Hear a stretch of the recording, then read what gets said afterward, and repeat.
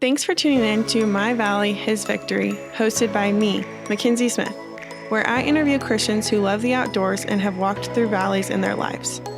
In a world of highlight reels and surface-level relationships, we all have faced hardships.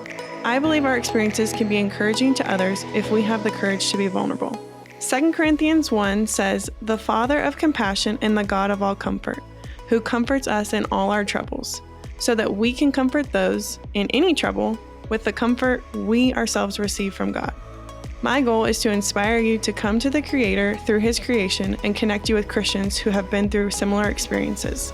I pray that this podcast encourages you if you are in a valley and pushes you to share how God has turned your past valley into His victory.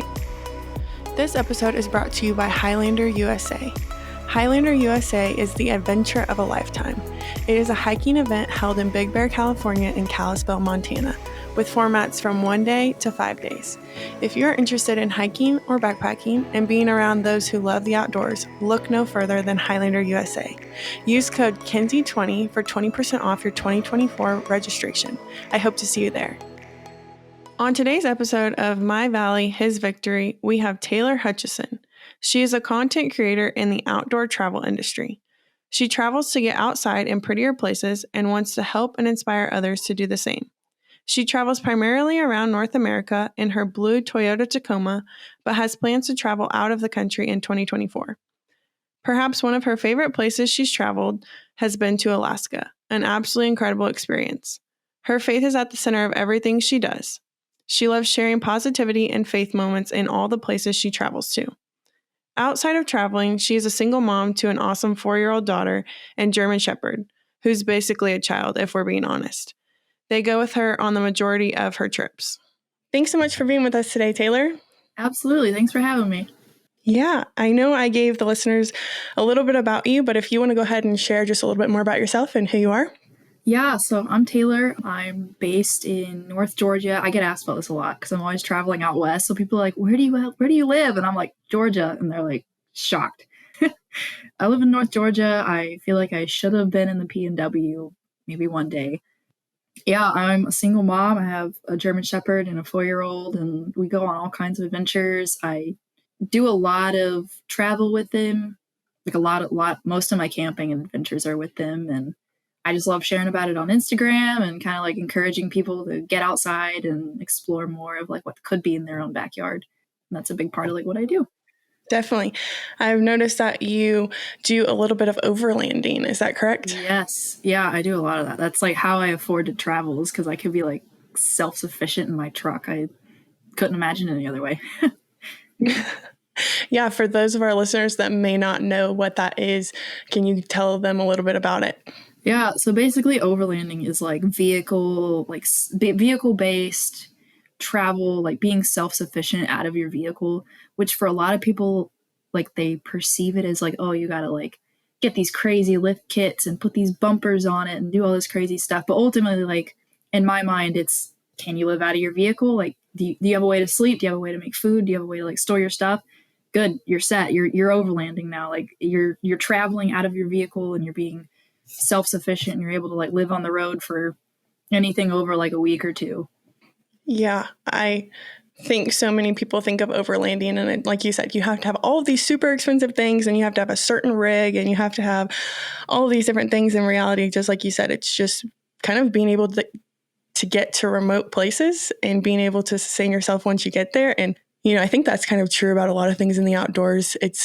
I think a lot of people freeze because they're like, oh, well, I don't have this or I don't have this. And it's like a lot of times we can get outside with a lot of what we already have. Exactly. I mean, when I started overlanding, like I had like a cheap little block lift kit and like just some all-terrain tires, and I used clear plastic bins from Walmart, and that's how I got out. Like and I spent like $20 on a camp stove. Like it wasn't anything crazy. And now my truck's built like to do more because I also got into like the off-roading side, but like it's so much more than like all of that. Like you could do it so simply if you really wanted to. Yeah, definitely. So we talked a little bit about overlanding. What are some of your other favorite outdoor activities that take you all over the country? Hiking. Like I love like being like using my feet and like climbing mountains or going to explore these other places. I love hiking. I've done some off-roading too, kind of like what I mentioned, but just like in my mind, it's separate from overlanding. Like some people put them together. For me, it can be separate, but I do like off-roading, hiking. I'd love to get into rock climbing, but that's not something I'm doing yet. One day. Yeah, one day. I think we all have those things. It's like climbing to me is one of those things you need to know someone to do it. It's not kind of one of those things you can just like trial and error. Yeah. Well, I've done like some of it before, but I've never like gone into like the outdoors and done it. I've only been in like gyms, and I'm kind of like, that's a little daunting. I don't know Yeah, yet. same. Same. Only ever climbed in a gym, and it's probably what it's going to be for the next couple of years. So between overlanding and hiking, do you have a favorite, or do you just love them both equally?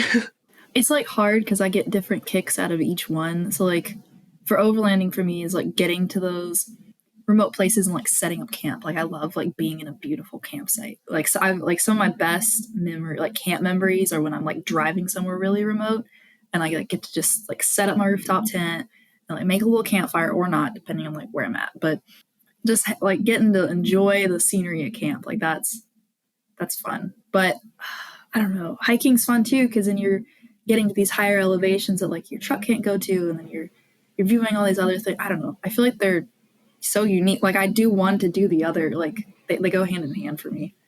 Yeah, I agree. I feel very similarly about the two. Do you have a favorite place that you've been to, whether it's hiking or overlanding, and a place that just really sticks out? I mean, I could answer these like separately, like in like little pieces. I guess like the favorite place I've ever been recently enough that I could remember it in like really good detail is Alaska. And I didn't overland to get there, but like I flew in and did like a group trip with this really cool group called Outsiders together. And we like spent like a week going through Anchorage and Denali and went down to Seward. And that was like so much fun. Like Alaska was so beautiful. Like the wildlife, the scenery, like it's just like you hear about these people who like want to get lost in Alaska and live off the land, and like you're there and like that energy is so that obviously it's a very wild rural place. You can just feel that energy, like you just want to like scream and like excitement. But I say my favorite place I've probably overlanded today is definitely like the San Juan Mountains of Colorado. They are like labeled as like the little Switzerland of America, and for good reason. Like it's very like I've been to Switzerland. It's very comparable. It's beautiful out there. It's so beautiful. Yeah, I went there for the first time this year, and that's you take the $1 Million Highway to get there, right? Yes. Yes, I went there during the fall foliage, and it was stunning. But yes, I have also been to Switzerland, and I would say, just like what you said, just absolutely stunning. If you haven't been, add it to the top of your bucket list in the US for sure. Yes. Like if you want to go to Switzerland, just go to Colorado instead. Yeah. Same difference. I love that. For sure. Switzerland is so expensive. Like, I think when I remember going there, and you can get a burger here, $12 at a normal restaurant. There it was like $25. And not just like set the bar for everything. Everything was like double the cost in Switzerland. Yeah, like a small coffee. Like I got like a small iced latte, and it was like $10 at least, and I was like, geez. Yeah, Switzerland definitely has a price tag. Yeah, but it's gorgeous, but pricey. Yeah. Do you have any rad adventures planned for 2024 yet? I do. I mean, yeah, I do. We're going to Alaska in January, and I'm so excited. Catching the Northern Lights because they're supposed to be like the peak that they've been in 20 years and will be for another 20 years. So I was like, I have to catch them. So we're going to Fairbanks in January to like chase the Northern Lights, and Yosemite's on the list. And I don't know, I'm trying to make it, like actually finally make it to Washington State, but we'll see. That's like a big fingers crossed, but I really hope so. Those sound like some pretty awesome trips. Will you be going by yourself or in groups? I always travel with someone. So I don't know. Well, January going to Alaska will definitely be with a group. I have like a group of friends who are all like, this is a great idea. So we're running a house together and just like piling around Fairbanks for 5 days and seeing what happens. But yeah, typically I travel with someone. unlike my Instagram perceives as like a solo traveler. I can't do it. I like feel so sketched out by like everything. I'm like, I need at least one person there. Yeah, I don't know. I'm kind of 50-50. I do a lot by myself, and I think that's more just because I've had to in order to get out, and my husband travels a lot for his job, and so we just, if I want to do stuff, it's almost like I have to do it by myself, but I definitely prefer those trips with at least one other person. Yeah. I mean, I have solo traveled, but like you said, definitely prefer someone else. It's good to be outdoors alone, but I think, there's also a value added whenever there's another person and you get to experience, and it kind of like hones in those memories a little bit more for me when you get to experience it with someone else. Oh yeah, for sure, because they become part of the memory, and then they help you remember things. I don't know. It's fun. Yeah, exactly. So speaking of the outdoors, how does the outdoors play a role in your relationship with Christ? Kind of a side note, but like on the topic, I feel like a lot of outdoorsy like granola. I say that with quotations, but like granola types aren't Christians, and then people are always surprised when they're like, "Wait, you're a Christian and you're outdoorsy?" Like they act like shocked, and I'm like, It's like those two things are in polar opposite of each other. yeah, and I don't know how. Like, how can you go outside and I go to places like the San Juans, or go to places like Mount Rainier, or go to Alaska and not see like God everywhere? Like, how can you look at that and be like, yeah, this was random? This wasn't created with specific art love. Like this is, I can't look at it and not see it's like random. Like I feel like getting outside is where I feel the closest, because I could see just the evidence of him everywhere. Like it's like once your eyes are open, it's impossible to not like see it and just like feel it. And so I don't know, the outdoors are like where I kind of go to like disconnect from the world and like really just like reconnect with Christ and myself, and just I don't know, just like be there, be present. And it's nice. I love the outdoors. I totally agree with you. And I think, whenever the more you study the outdoors and the more you study certain things about, science and the earth and outer space and, how everything is so intertwined. I was an atheist, I'll say agnostic for about 10 years. And that was really one of the things that was always the thing that held me to like, there might be something out there. Is it's like, there's no way that the way that everything interacts with each other, and there's just such divine structure. And I've heard like if we were 1 more inch closer to the sun, then we would burn. If we were 1 inch further away, we would freeze to death. And it's just like things like that. I'm just not convinced that it was just this giant accident. No, it's too specific to be an accident, like so specific. Yeah. And I think if you even think about just like the way that our bodies work, think about the human and how complex we are. Like, Yeah. it's crazy. Yeah. Anyways. So do you have a specific story or an experience where God has really like revealed himself to you in the outdoors, or a moment where maybe you just felt so close to him that stands out? Yeah, definitely, definitely. I mean, like, there's tons of moments, but like one immediately came to mind. I was in Jackson Hole a couple years ago during the winter, just like, checking out the area for the first time. It was beautiful, by the way. So gorgeous. But the whole time I was like, people were like, yeah, you might see a moose. And so I was like, I had this thing where I was like, I really want to see a moose. Like, I want to see a moose so bad. And I remember actually praying about it. I was like, God, it'd be cool if I could just see one moose. Just one. I was like, I don't need a lot. I just want to see one. And it was like one of those like, yeah, watch this kind of moments. And I went on a wildlife tour my first morning there, and we saw the most moose that the tour guide had seen all season. We saw like 19 moose, like all around this like one little area. And he's like, this is insane. I've never seen so many. And every time I'd be like the first time we saw one, I was like, it was like a mom and a calf. And I was like, this is great. I'm set. Like I was like, fine. I was good with life. And then we just kept going, and we kept seeing more and more and more. And then we had this one moment where one was like running across I don't know if you've been to the Tetons, but like in front of the mountains, there's like a big field, right? And this one is just like trotting across the field on its own. And I got this picture of it with the Tetons in the background. And I was just like, I was like on cloud nine. It was such a magical moment. I was like, I know this is you, God. Thanks. It's pretty cool. What a spectacular place to experience that as well. But yeah, Yes. the Tetons are insane, and I love that story because a lot of times we ask for so little, and God just always over delivers. Yeah, exactly. And like I read this book called Captivating. I don't know if you've ever read it, but I've heard a lot about it, but I have not read it just yet. 10 out of 10. I've read it and reread it. I believe in that book so much that in college I bought a copy for every single girl in my hall. Like I am a big believer in it. It changes how it changes so much about how you view the world and like how you view God and like his relationship and his wants with us. But basically in the book it talks about how the world is God's romance to us. Like God loves us and wants us to know that we're cherished. It's more than just like a set of rules and like obviously he's our leader, but like it's not like just this foreboding like overviewing perspective. He like loves us individually. And so for me it was one of those moments where I was like, I just want to see one, and then God's like, yeah, I love you more than that. Here's 19 of them. And it was so crazy. It was crazy. That's amazing. I love those moments where we can just feel God's love for us. Oh yeah. And those are going to stick out forever, just like you said. Yeah.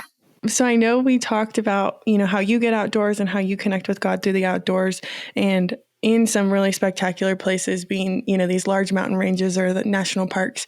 Do you have any practical ways listeners can start connecting with God through his creation, even if they live in maybe an urban environment? Yeah. I don't know. Sometimes I feel like, oh, I live in the city is like partially an excuse, because like a little bit, in the sense that, well, one, you have parks. I know parks are places, and I know that I haven't ever been to a place where I couldn't get to. Like I travel a lot, like I'm in my truck a lot, I'm on the move a lot, and I've been a lot of places, and I've never been to a place that like a city even where you couldn't get somewhere outdoors within like an hour of driving. It just requires doing some research and looking at like what's near you and just kind of making it a bit of a priority. But when I was in college, I used like I lived. It was like it's like a city kind of. It was small, suburban kind of place, but it was pretty sprawled. Like it was big enough. It had a lot there. And one of the big ways that I would like go connect with God and like just like disconnect from like all the noise of where I was is I would just go drive. Like there was always these little parks all around, or like downtown, like 15 minutes from the college, there was like a greenway. And even if it was like in the city, I was still kind of like by the river, more so like outside. And I would just go walk or ride my longboard. I mean, I feel like there's stuff wherever you are if you're willing to find it. You have to just prioritize it and like really sit and maybe do a little research about like where you live. Yeah. Do you have any tips on how to do that research, or apps, or, anything that you've used that might be helpful? Yeah. Well, like the first thing I'll do is I'll go to Google and I'll be like, I'll type in like the city of like wherever I'm going to be or something near it and be like, blah, blah, blah, outdoors. Or like I'll even go on Pinterest. Pinterest is a really big one because then you get connected with people's personal blogs and you're not just getting fed whatever like the tourism board is telling you on like the Google or like internet search results. It's like you go on Pinterest and you're getting people's personal experiences, and they're more likely to find stuff that's not just like your mainstream, like on the beaten path. But I'll like type out whatever city I am and I'll be like outdoors or hikes or trails or like, something along those lines that helps me get out. And then I can read through stuff and like look for pictures that look interesting and whatever. But I also use a website called Road Trippers, and you can like zoom in. You could go on Road Trippers and they have different sets of like filters so you can see parks near you, near wherever you are on this map, or outdoor attractions or hiking trails or places of interest. And Road Trippers is huge. That's also how I plan like my routes. Like when I'm like if I'm making a cross country trip, I'll pull it up on Road Trippers and then I'll search along the road to try to find interesting things to stop at on the way. And it like the most random stuff will pop up and I love it. And you can also look for campsites on there. It's a great resource. I recommend it to everybody. Okay. I've actually never used that, or I think I might have heard of it, but I've actually never used it. And I feel like I'm pretty well versed in a lot of the apps and websites out there. So I might have to give it a look. It's nice. It's free. You don't have to sign up or anything. You can just go in and just use it. I love it. It's nice. It's helpful. Yeah. And I think anyone, not living in the West, I think that public land is something that a lot of people don't quite understand. And so even just Googling public land in whatever state you're going to, because in the Midwest or the South, we think of public land as, just parks, or I think most land is owned, by people. And it's like out West, that's a totally different story. And so something to look at if you are traveling anywhere, but specifically kind of west of Colorado, there's a lot more public land than I ever assumed or understood. Which is like a game changer too, because there's so much like random stuff out there. Like, you could just go wander around and find the coolest stuff, honestly. Yes, 100%. Like, especially in Utah, there's like the most bizarre things you can find if you just know where to look. 5-year goal is to live in Utah. Utah is like you said, just like diverse. They have everything.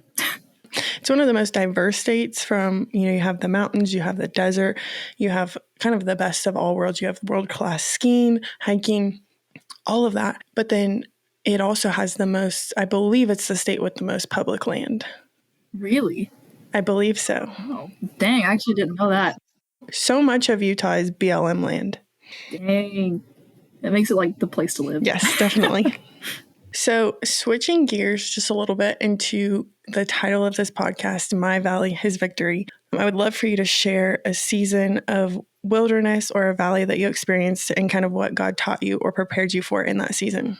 Yeah, semi-controversial, but I feel like I need to talk about it because, I don't know, it's like an aspect of Christianity I guess people don't talk about. But right now I'm actually going through a divorce, which has been, not that any divorce is good, but like it's been messy, and it has affected my daughter a lot.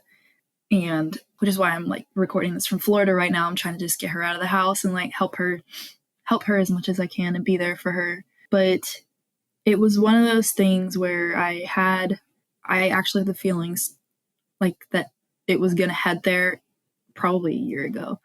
And I was kind of trying to push through it and like pray about it a lot. And God actually gave me like a lot of peace surrounding it.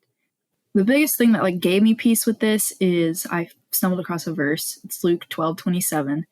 And basically it talks about how the wildflowers grow and don't need the approval of how they grow. Like they don't need people to approve of the way in which they're growing. And I felt that so hardcore because I spent so much of my life looking for people's approval and like making decisions based on if I thought other people would agree with them. And like rather than like trusting my own journey and trusting my own gut feelings, and also aligning myself with people who didn't judge me even if I made decisions that might be questionable. And so I related to it a lot and was like, well, I know this is gonna be a questionable decision, but I also know that, like, I won't go into detail, but I know the reasons why I felt like I needed to do this. I know why I chose to do it, and I still think in the long term it will always be the right decision.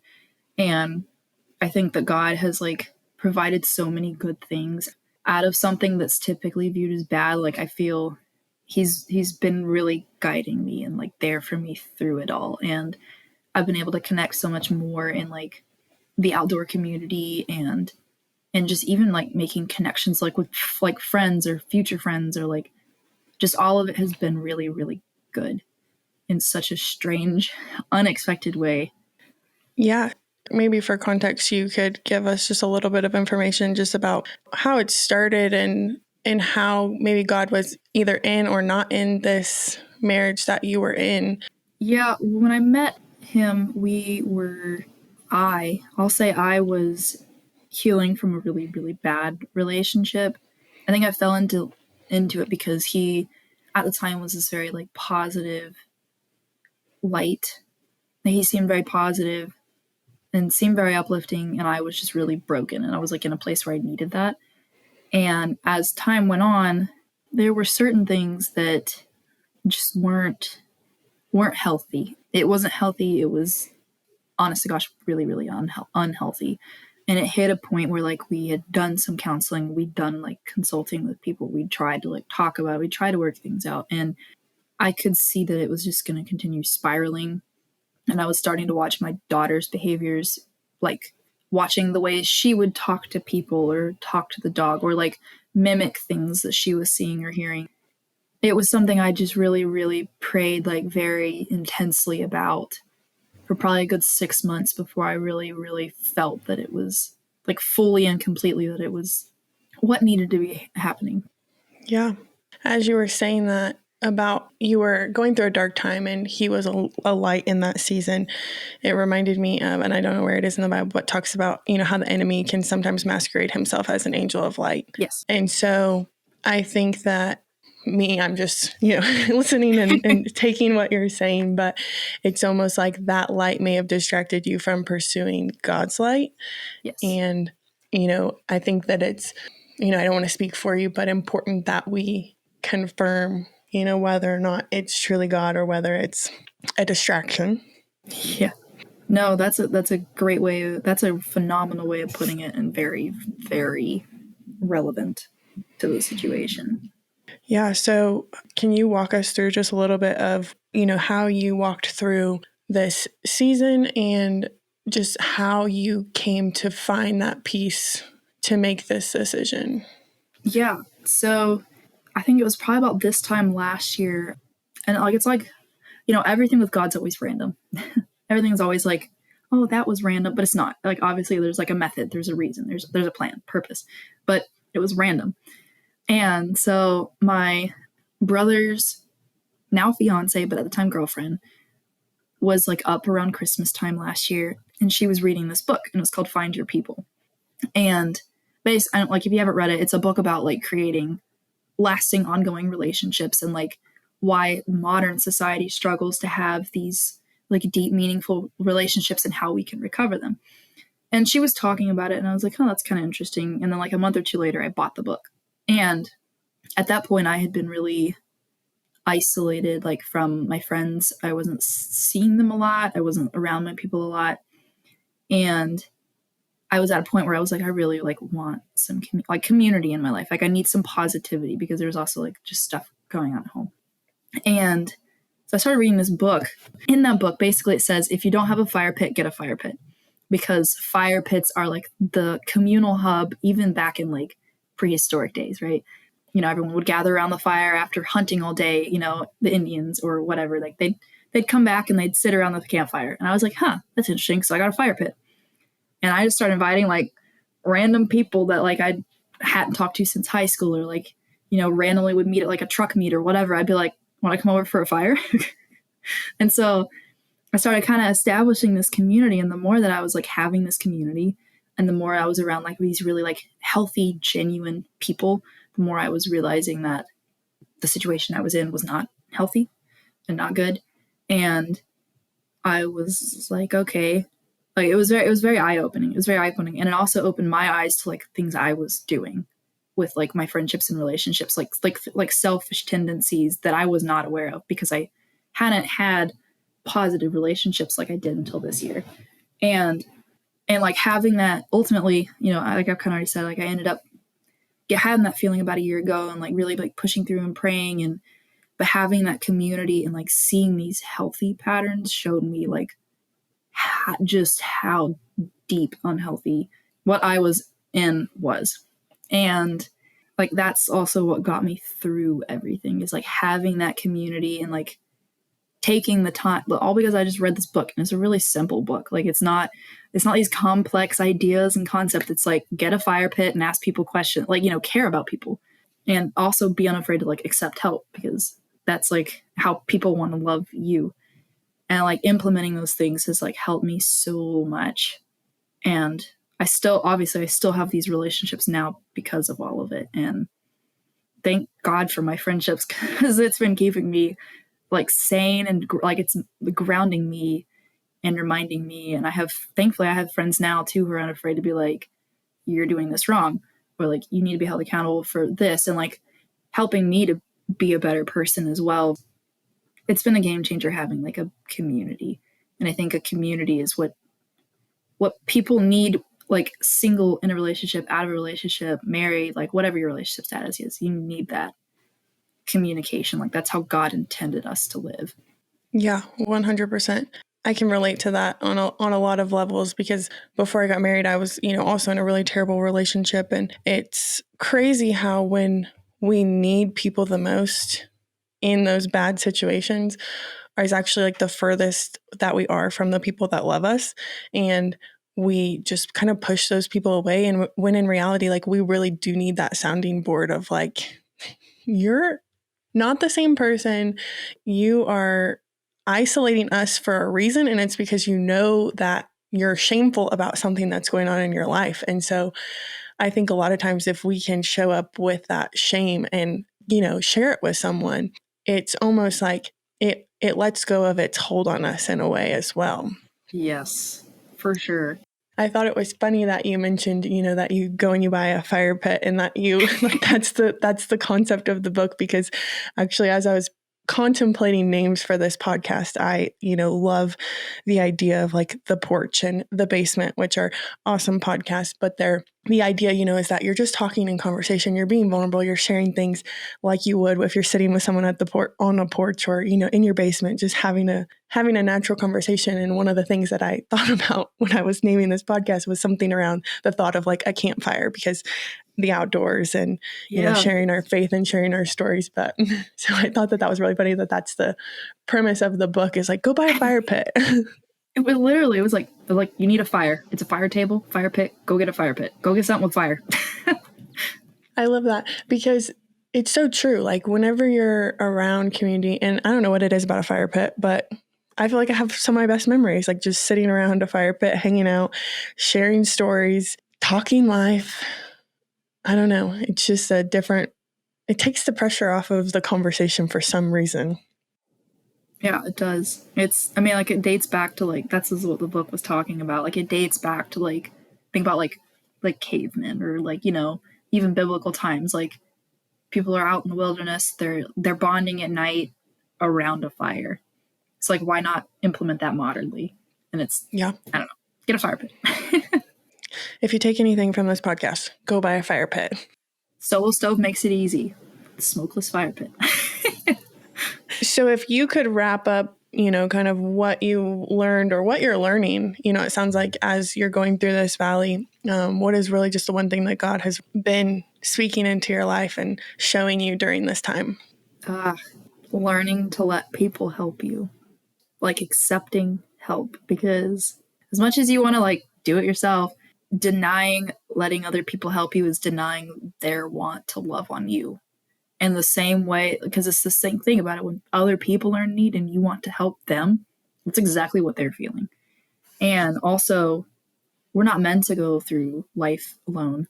Like we're meant to go through this with like genuine, caring community. And sometimes love is harsh. Sometimes it's hard. Sometimes it's, hearing things that you don't want to hear. But letting people help you and making sure you do the same for them when the time comes has been like a big thing, because I'm not good at accepting people's help. Like I've had friends be like, can we send you money? Can we buy you groceries? And my first reaction is to be like, no. But then I'm like, but if they were going through this and if I wanted to do this, I would want them to say yes. Like I'd want to be able to help them, because that's like me getting to love on them.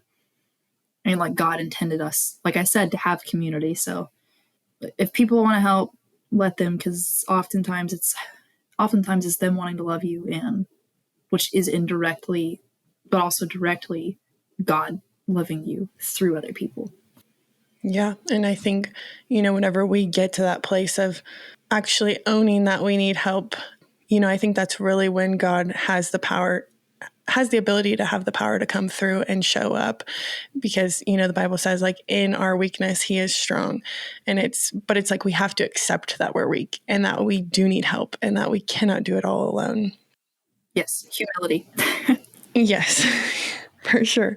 And, also taking other people's help, because sometimes I think we pray like, God help us. And then someone calls us and offers help and we're like, don't take it. And then God's like, yeah, I offered you an olive branch and you denied it. So why are you still praying?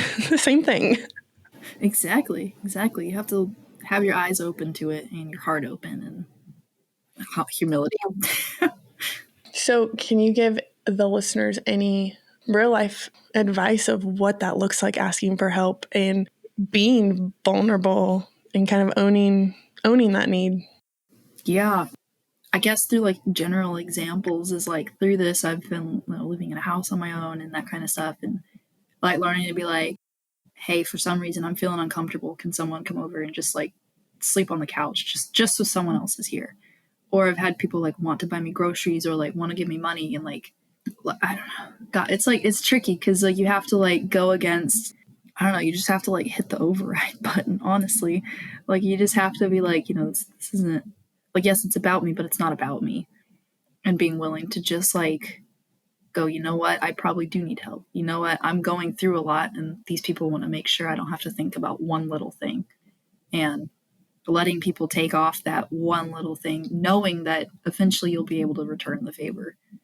Because, I mean, any long term relationship, both sides are going to have up and down, like friendships, relationships, whatever. Like both sides are going to have up and downs. Let people help you now, and then you'll get to help them later. Like that's how community works. Very true. I think that a lot of people, think relationships should be like 50-50. And it's like, really, a lot of times it's seasons. Like, it's like, I'm have 0 and you're going to have to bring, your 100%. Yeah. And then there's going to be seasons where, I get really, really fed up with, this, well, I did this for this person and they didn't do the same thing for me. It's like, Keeping tabs. you can't do that. And like you said, it may not happen this year. It may not happen in the next 5 years, but, you may be able to return that favor back in the future, but it doesn't have to be immediate. And it doesn't have to be, well, I did this, and so I'm waiting for them to do this before I do this again. No, it's not tabs. It's doing it with like a genuine, like humble, loving heart. Like that's the heart of Christ. Like God, like Christ didn't get up on a cross and die and then be like, keep it tabs, your turn. He's like, please, he's like, seriously, just please, like, love me. Like it's so simple, just love me, and like that's how it should be. There's no running tab, running list. Amen. Those are the friendships that are not true friendships. Hate to break it to you. Drop those. Goodbye. So as we wrap up, I just would love to leave the listeners with a piece of advice or encouragement. If, maybe someone is in the exact same season that you were in a year ago, or maybe going through the same thing right now, going through a divorce, just what would you leave them with, or what encouragement would you give them? Talk to someone. Even if you only have one person in your life that like you're confiding in, you need someone. Like it all roots back to community. Like I couldn't imagine going through this without at least, like, thankfully I have a lot of people who've really been there for me, but like I couldn't imagine going through the season without at least one person. And oftentimes, like, sure, you can like act depressed and wait on someone to ask you, but like, I don't know, don't do that. Like you don't have to do it that way. Just reach out to someone. Like I wish I had started talking about certain things that were going on in the relationship long before I finally did. Like I wish I had reached out, like even if it was just to one person, like I wish I had just told someone. So like the biggest advice I could literally offer is if you have one friend, one cousin, one grandparent, one parent, like what, one sibling, whatever, just talk to one person about what you're feeling, because they'll either give you perspective and tell you you're being dumb, or they'll go, why didn't you tell me sooner? How can I help you? And then you're not alone anymore. Like it's one of the two. Like you'll either get accountability or you'll get help. You just don't do it alone. Yeah, I think that's so valuable. And I think that when you are in a relationship or a situation that is very unhealthy and maybe borderline, if not over borderline abusive, we feel like they're the only ones. And if we make them the only one, then we're giving them that power as well. And so I think that you have to combat that power with something else. And like we said, we isolate in those situations, but I think that's one of the worst things you can do, because then you're giving that person all of the power. Well, thanks so much for being with us today, Taylor. I really loved getting to learn just a little bit about you and about your experience. And I just thank you so much for sharing and being willing to be vulnerable and talking about something that, you feel like is controversial in the church. I'm all here for those topics. And I think the church is a place where we should be loved and a place where we should be accepted despite, we're all sinners and we're all going to have things that we fall short of the glory of God, but we need to feel loved and we need to feel like we're a part of that thing. And so I want to open, this to all of those kinds of conversations. And so for our listeners who maybe want to follow along with you post-show, where can they find you? I'm on Instagram at Tay Wanders. I have a YouTube, but I don't upload very often, so just keep up with Instagram for now. Maybe one day. Yeah, maybe one day. And you are a part of some big event next year, right? Kind of. I'm supposed to be going to Africa for doing a group trip to Africa. We're supposed to be climbing Kilimanjaro and doing a 5-day safari, which is going to be like huge. I'm excited about it. I'm pretty stoked. It'll be like a great opportunity for outdoor enthusiasts to like go knock off the largest freestanding mountain in the world and climb it. And we're doing the Lemosho route, which has the highest success rate. So basically everyone who shows up is almost guaranteed to make it to the top. And doing a safari, which like I'm pretty sure is on most people's bucket list. And then you're also going to be at some overlanding event next year, right? As well? Yes. Yeah. I'm teaching at an event in the spring. It's called Adventure Vehicle Roundup. It's in North Georgia. But I'll be teaching classes, and there are other classes there too. It's like a miniature overland expo, basically. So basically you can go and learn about like outdoors, overlanding, camping, first aid, all kinds of different topics. And yeah, it's a cool event. It's a cool event. I went to their fall event this last year, and they asked me to come back and teach again. So I'll be hanging out there. Excited. I love that. Yeah, so go travel with Tay to Africa and go catch her on the Overlanding Expo or Miniature Overlanding Expo in North Georgia. Well, thanks so much for being on today, Taylor. Absolutely. Thanks for having me. Thanks so much for listening to this week's episode of My Valley, His Victory. If you or someone you know are interested in being on this podcast, please email myvalleyhisvictory@gmail.com.